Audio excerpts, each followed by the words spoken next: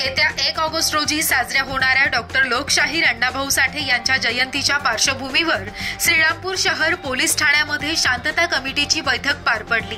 Police निरीक्षक नितीन देशमुख यांच्या अध्यक्षतेखाली झालेल्या या बैठकीत समाज बांधव आणि कार्यकर्ते मोठ्या संख्येने उपस्थित होते। या बैठकीत समाजाच्या वतीने जयंतीचा सांस्कृतिक कार्यक्रम रात्री 12 वाजेपर्यंत घेण्यासाठी परवानगी द्यावी अशी विनंतीही करण्यात आली। यावर पोलीस निरीक्षक देशमुख यांनी सध्या केवळ रात्री 10 वाजेपर्यंत परवानगी असल्याचं सांगितलं। त्यावर समाज बांधवांनी जिल्हा अधिकाऱ्यांकडे 12 वाजेपर्यंत परवानगी मिळण्यासाठी निवेदन देण्याचा निर्णय घेतला।